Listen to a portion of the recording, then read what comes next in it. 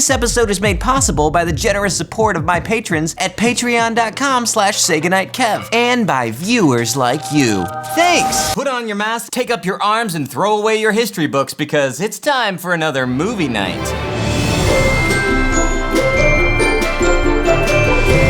So while scrolling through my Facebook feed one day, I came across a film trailer for a movie that I'd never heard of before. It was called Beyond the Mask. And no, I'm not talking about a sequel to Jim Carrey's The Mask. Think we've had enough of those. No, I'm talking about a trailer that presented this film that was a new swashbuckling period piece filled with action, excitement, and intrigue. And I was, in fact, intrigued. Though cautiously optimistic. Of course, I have been tricked before. If it's one thing that we learned from the latest rendition of The Three Musketeers, it's apparently pretty easy to make a bad swashbuckling period piece look good in the trailers. Then, as I looked into the film further, and actually started to read the text that was on the screen, I kind of started to put the pieces together as to why I'd never heard of this film. Turns out, it's an independent Christian film created with a limited budget, partially funded by a Kickstarter campaign by a homeschool family production studio called the Burns Family Studio. Sprinkle in a little overzealous religified patriotism and a dash of Kendrick brother, this movie's starting to look like a total disaster. At which point I stopped thinking about how excited I was to see the film and started thinking about how excited I was to review it on Movie Night. And so, is the movie as ridiculous as it sounds? Let's find out together. Grab your popcorn and let's jump right into Beyond the Mask. So the movie begins with,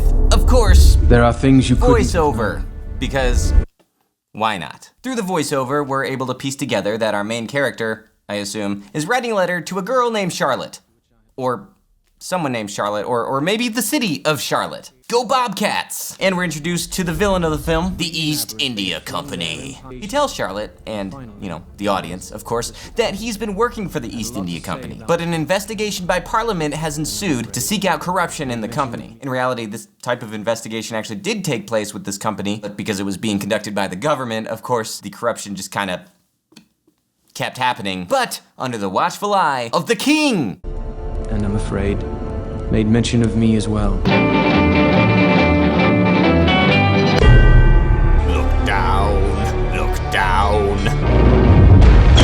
Oh, it's an Episcopal church. We then see our main character pulling off one last job. And then he tells us, just to make sure we understand. One last time. Speed. I don't think so. This is supposed to be 1775. The first documented telescope rifle sight was invented between 1835 and 1840. But we're just starting the movie. Maybe it's establishing that this is some sort of steampunk sci-fi type film. So I'll roll with it. Continue. We're then introduced to the personification of our villain, played of course by acting legend and Lord of the Rings star, John Rhys-Davies. Apparently right now is the perfect time to get former Lord of the Rings actors in your Christian film. While our hero is doing that one last job, Davis explains that job that we're watching is being conducted in order to steal a report that incriminates himself and others. Even as we meet, my men are replacing the official report with an altered copy which I can assure you will read quite differently from the original. I've replaced all our names with Disney characters. It will be quite humorous. But our hero discovers something else on the ship. A magic drawer and some gum. Nothing and no one will stand in our way. Nice title. Seriously, that looks really cool. I like that a lot. Then we find out that our main character's name is William. Which is perfect. Now I don't have to keep calling him our hero or main character. So he's discussing with his boss that he's been working for him for 14 years. William is ready to be done though and asks for the money that he was promised for all those years of working. What is this? Oh. Oh, yes, very fine. You have my ox. However, he's given another option. You are the man that I need there in the Americas. I will triple the offer I have made to you. My heart is set on other things. You mean that? Wrong answer. This doesn't sit well with Gimli, and he sets a plan in motion to dispose of him. You heard what he said, 10 seconds. Don't waste it, and make sure he's dead. Good luck, Will. You're gonna need it. Safe travels. Wink, wink. What, is something bad gonna happen? No, just be careful. I think your trip's gonna be a blast. Are you saying that there's a bomb somewhere around me? I just hope you have the carriage to be safe. There's a bomb under your carriage. Oh, you are so dead. What was that? Oh, nothing. Have fun being dead. But then this random guy sees that the carriage is on fire, so he attempts to save him. Driver! You dropped your glass slipper! Your carriage is on fire! Oh, crap. In that moment, I knew my guilt had come to pay me out. Okay, yeah, we got it. You don't have to do voiceover. I mean, we can see the expression on his face. We're all watching the same movie. Give me your hand! But I need my hands!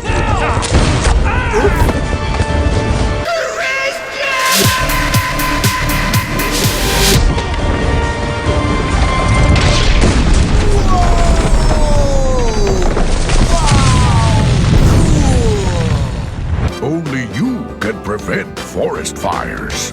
Tomorrow in your newspapers, you will be shocked to learn of the rogue activities of William Reynolds. On him will fall the full burden of the accusations.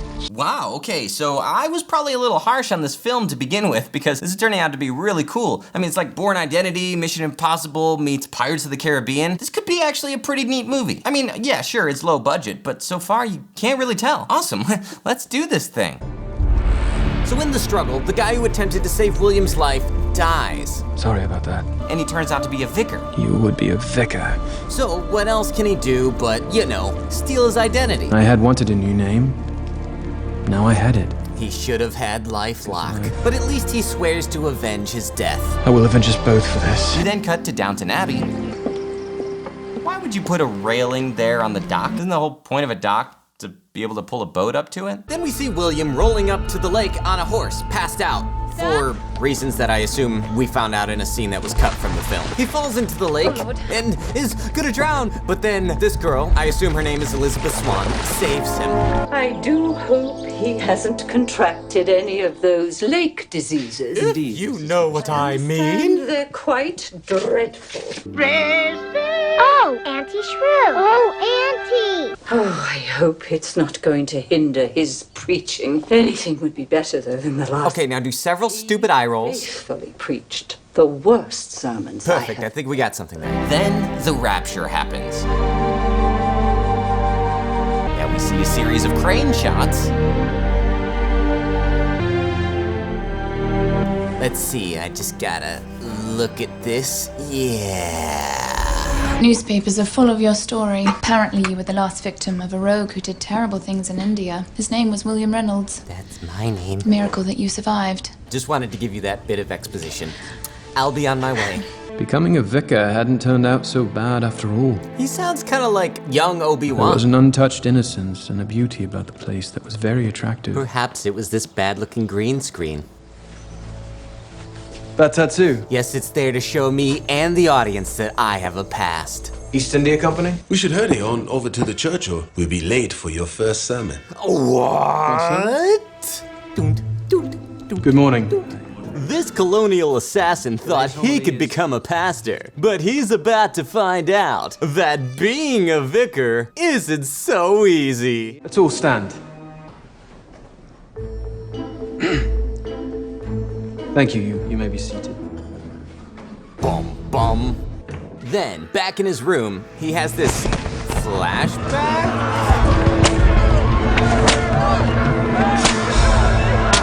It's him. Yeah, okay, it's him. It's okay. Yeah, there we go. All right.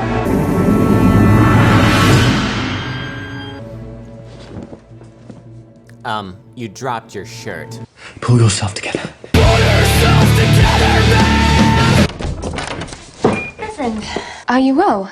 Yes, I am Will. Oh, wait, no, I'm not. And so the days stretched into weeks. Then we get this love montage. I was with you, Charlotte. The darkness seemed further away. You wanna sneeze? Cheez-Its. And PETA. What's happening? What happened to this movie? When did it become a Jane Austen film? Then we join them on the dock as they're fishing. We're all very fond of For you. compliments. My mother is happy that you're here. And you? Who else would be my walking companion? So, You saved me from drowning to be your walking companion. Why else? Well, because you're not a devious psychopath. I feel as if I can trust you with my life. I mean, that montage we had together. Stephen, I have an uncle. You what? He's traveling to America and he's invited me to go with I want to him. know this And you've guy's agreed? story. What reason do I have to stay? Wink, wink. Would you like me to give you a reason? Only if it's a good one. Hey, things are getting steamy. Oh, they built the dock for this scene. Blast the devil's luck. Blast the devil's luck. Sorry, I didn't know if you could swim. Let me walk you home. Wow, he's really upset. Good evening, Reverend. Come to the fire where I can see you. Just 3 feet towards the piano, then stop in the light. So this turns out to be one of the people who work for the East India Company. He's now threatening to reveal who Will really is and turn him in. So imagine my surprise when I found you back. From the future. But Charles Will Kent has a to bargaining consider. chip. I have the parliamentary report from Rajid. A vicar. Is that an absurd mask for you to wear? What if it's not a mask? What if it's beyond the mask? So you have told her who you are. Why don't you? I don't wanna. Your hands are stained with blood. Well, get a tissue. I mean, he's killed a lot of people, so he's a murderer. We're all gonna be okay with that? Just checking. Hell's been waiting a very long time for you. You mean heck? Will Reynolds.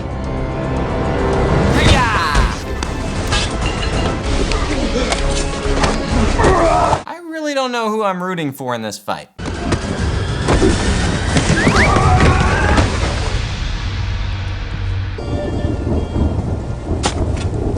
He just killed that guy. Mother, how did you know that Father was the right one? Well, I mean, he wasn't a murderer, so there's that. Is this about our vicar? Isn't she a little old to be a mother of a girl that age in the 1700s? He is a gentleman. There's something missing. Sometimes he speaks of God as a distant acquaintance, not as an intimate friend. He's not. How long have they been together? Like, a few weeks? You could speak with your uncle when he comes at Christmas. So then Will buries his body as one does. Then he has another reflective moment over a dead guy in the woods. Stayed with Then he heads over to Charlotte's house, where they have a long, boring conversation. I'm not worthy of you. Certainly you deserve better than anything that I can. Look, this type of long, drawn-out conversation usually happens in the last act of the film. You know, after you've spent an entire movie getting to know these characters. You can't just montage your way through a love story and expect us to feel the same connection. Please don't go to America. I don't want to be separated from you. Will you consent to be my wife? At least he asked for consent. I cannot. Did that montage mean nothing? Oh, sorry. This movie's just gotten really boring compared to what they promised in the opening. Not because I do not wish to say yes, But because I do wish to say no. but I don't fully trust myself to make a decision of this importance alone. I am a woman after all. We'll do anything. But I won't do. Will you meet my uncle at Christmas? Yes. Yes, of course. I'll give you guys 3 guesses as to who the uncle is. Yep, you got it. With his approval, I'll be most happy to agree. Then it's Christmas time, as indicated by the snow. Which means it's time for Stephen/Will to meet the uncle. But who to our wondering eyes should appear? But a miniature sleigh and 8 tiny reindeer. He was chubby and plump, a right jolly old elf. And I laughed when I saw him, in spite of myself. Uncle Charles? Dun, Stephen dun, Walters. dun! We didn't see that coming. You astonish me, Will. Thanks. You are no man of peace, or is this not my niece? I've told you 3. She is a good person. Would she be surprised if I showed her the uncorrected parliamentary report I possess? How dare you? Threaten me, you dog. What's the matter? We were having a staring contest. It grieves me that this scoundrel has lied his way into your affections. He is a murderer. Finally, someone's speaking a little truth around here. But you are neither Reverend nor are you Walters. William Reynolds! Guards! I can't Off with his head! So then they try to capture him and kill him, but he escapes. Ow! Ow, my skin! Ow! Good thing those bullets are going slow enough to see.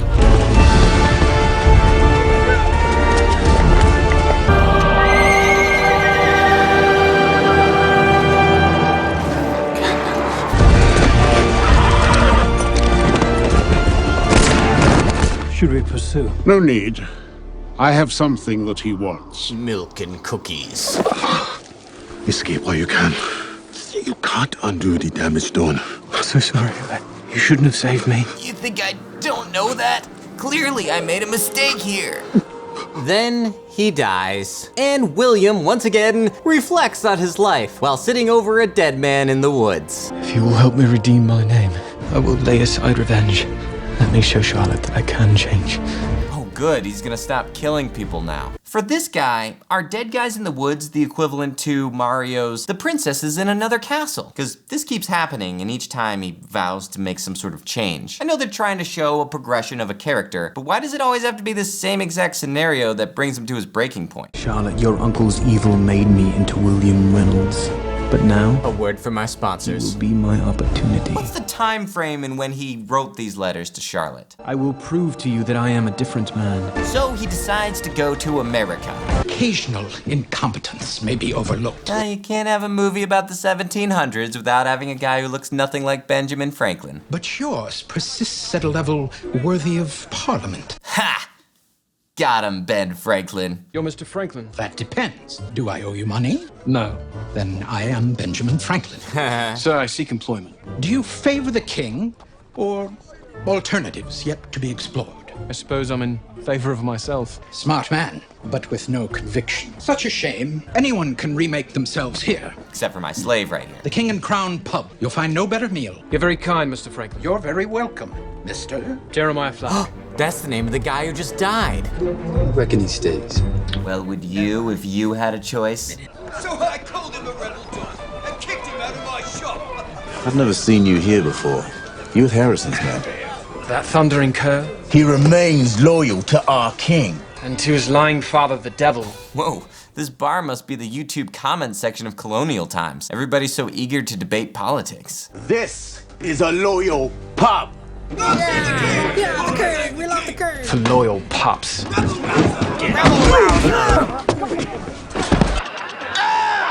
Well, it seems that I spoke up for liberty and was thrown out on my conviction. Yeah. You are a fast learner. PBS did the same thing to me when I was on Liberty Kids. Are you in danger, sir? I am always in danger. He that would give up a little liberty for security deserves neither, and loses both. Everything Benjamin Franklin says is like a wink to the audience about a future that he couldn't possibly know about yet, unless maybe his deist God revealed it to him. Wow, they're burning a lot of gasoline. Yeah. That's right. I think perhaps it's time for you to withdraw. Yeah, we're extras. You said that. Mr. Flack, a Leyden charge jar. It stores an electrical pulse. I believe the Europeans came up with it as a sort of parlor trick. To shock women. To shock women? What? Or to detonate a bomb. I thought I was the only man in the colonies capable of creating such a device. So Benjamin Franklin takes Will to his playroom, and I don't mean with his Xbox and stuff. Most impressive, sir. Who created that bomb? Then we cut over to see what the bad guys are up to. My dear fellow, I want to congratulate you. What a superb job you have done. Would you like to see the chamber? My men and I are loyal servants of the king. Go all of you and create havoc. Hey, that's no way to treat a wall. Then, the movie turns into a Zorro-like vigilante film, for some reason.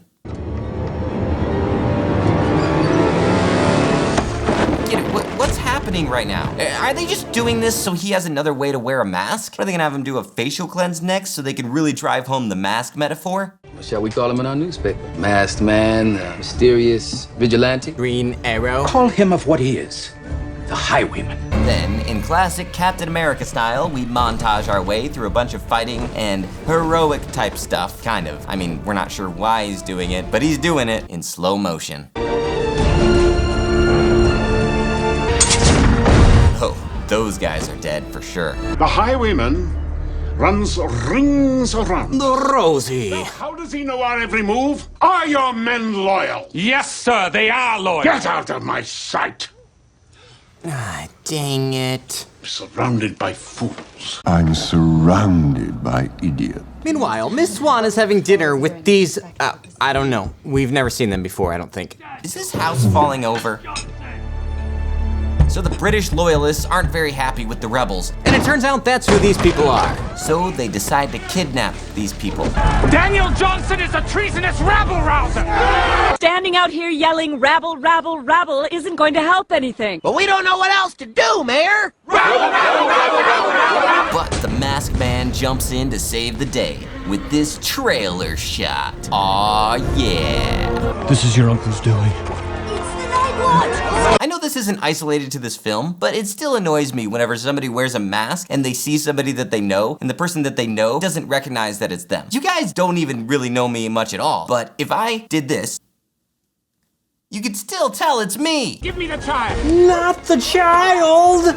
So this guy takes this baby, like a jerk, and Will goes after him. Then we have this really exciting chase scene on a roof with slow motion. Whoa, whoa, whoa, whoa. Then we have this missed opportunity to use the Wilhelm scream. Let's try that again, boys. There we go. Ouch, my skin! Then that kind of just goes nowhere, so we cut to the next morning. Hey, wait a minute. Everybody behind this line is a cartoon. Excuse me, have you already published the events of the Johnson house? The highwayman, as you called him. Highwayman! He's on the highway. Saved our lives. Jeremiah, Mr. Flack, your hammer. Did you say Jeremiah Flack? Yes, ma'am. Actually, he's right. It is curious, though. I had a servant by that name in England. You don't say. You white piece of trash. I will leave this account with you. The man behind the mask deserves our deepest admiration. But what about the man beyond the mask? Then this guy goes and steals the missing papers from Will and replaces them with these blank pieces of paper. You proclaimed the highwayman a hero? Yes, if you had... Have you any idea of the difficulties that I've had after your recent disastrous engagement? Why? Because he killed all those people? They are rebels. Rabble-rousing rebels! He is not friendly to that wall. He's sure wasting a lot of knives to hang those up there. You think somebody would have invented some thumbtacks by now. Then Will goes to meet Miss Holloway. Oh great, another boring conversation between these two. Thank you for meeting me. What am I to do? There's nothing you can do. Then why are you here? To warn you. Do you believe in redemption? Can a man who has made his life a web of lies earn trust again? I don't know. You knew a man once who was charged with many crimes he did not commit. And the crimes he did commit were just murder. Are a heavy burden upon him still. Well, as long as you feel bad about it.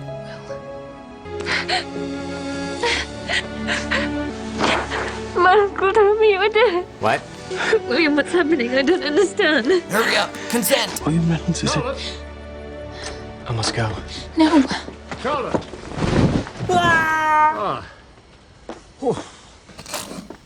There you are. What's he wearing? So someone... Being over dramatic back here? Anyway, once a year in New York, they throw a masquerade ball. See? 'Cause masks! Do you get it yet? Masks! Promise me, whatever happens, you will tell the truth. Yes, Charlotte. I promise. I will never die. So Will tries to save the general from this man who is not doing anything to conceal the fact that he's holding a big knife. This man came at you with that knife. That's not true. I used a different knife. Who are you? I know who he is. Ah, Mr. Kemp. Oh great, him and his theatrics. I believe that you have read about this fellow in your English newspapers. William Reynolds. Gasp. Is that not the barbarian who committed the atrocities in India? The very one, sir. Did he not die? General, all you've read is a lie. Oh, take him away, sir. Wait. Let him continue. It amuses me. Evidence. Once you see it, I believe you'll agree. He should be arrested and stand trial for his crimes. What is this farce?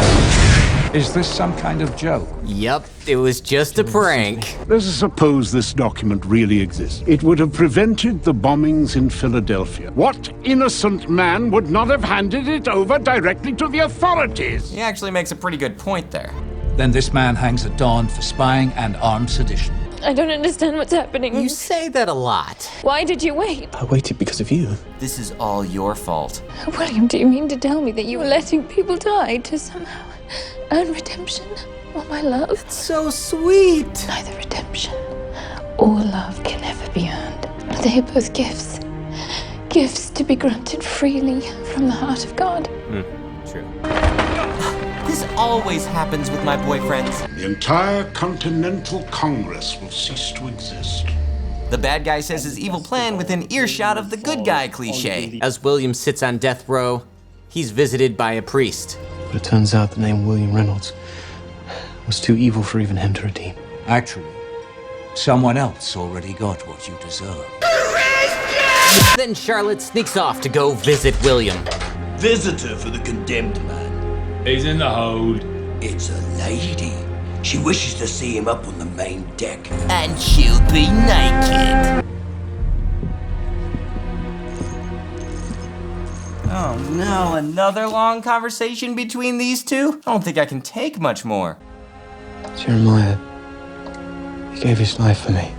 He was a good friend of mine. I realize tonight that that's the same thing that Christ did for me. Am I the only one who isn't moved by these fake salvations? I mean, to me, it just kind of cheapens any truth that you're trying to convey. I've heard some really cool stories about people whose lives have been changed, and I've heard of people who have selflessly used that motivation to pour into other people's lives and to change their lives or to help people. And they credit God for all of that. And to me, those are really amazing stories. So whenever I see a movie that feels this obligation to kind of toss in a salvation experience, I just don't get it. He's redeemed my name and he's given me his. William, truly. Yes, I grew to love the life of Stephen Walters. So did I.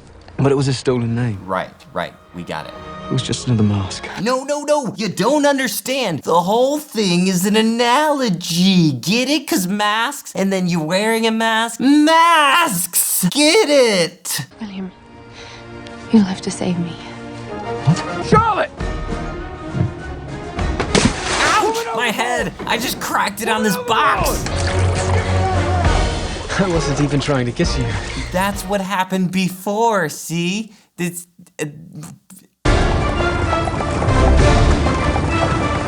July 4th, because America! Where did you find those? They're in my uncle's office. You stole these? Borrowed. See, as Christians, you learn how to rationalize wrongdoing. Guy Fawkes, the man who plotted to blow Parliament during the vote. Remember, the 4th of July. Pray for me. You're not the same man. I mean, you're kind of the same man because you're still violent and hurting people, but, you know, for the right reasons. Like America. But then Charlotte gets kidnapped. Not the vest! Meanwhile, Will is trying to save the Continental Congress. Franklin, get everyone out. There's a plan afoot to bomb this building. More nonsense. Wait. I know him. No, you don't, sirs. Okay, it's not time to bring that up, Will, okay? For all intents and purposes, he does know you. You're just talking about semantics now. Allow him to defend you. I am William Reynolds, former mercenary of the East India Company and currently a fugitive. Oh, good. But the threat is real. Take him in hand. Not without consent.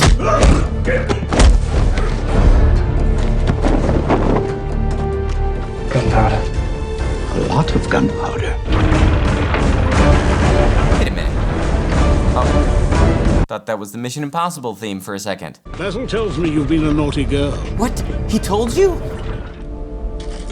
That should take care of it. Just tie these all to a kite. Behold, Charlotte, the Doctor's ingenious machine. The TARDIS. He uses the windmill to turn this wheel. Invisible lightning moves from the jars to the accumulator. Once it has achieved sufficient power, traveling through wires that we have placed under the city, utilizing Mr. Franklin's brand new sewage system. And where does that electricity finally terminate? The buttholes of all those who are sitting on the pot. Barrels of gunpowder, strategically placed. How many people do you intend to kill? Enough! so that their desire for independence is overwhelmed by their need for law and order. All right, we have finally reached Wild Wild West levels of ridiculous here. But Will jumps in to thwart the plan. Will! The chamber is rigged to explode. He's Wolverine. Oh, jeez. Oh, no. Pull the lever! Why do we even have that lever? It started back through the power of love.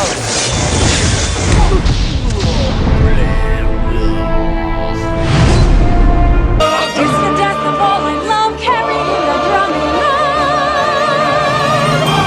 love. No! If you kill him, you'll have to kill me too. You are horrified, Charlotte, to see the real man behind the mask. But what about the man beyond the mask? We all have to come to terms with our contradictions. Except for me. Oh, he just elbowed that girl in the face. Mr. Kemp, please!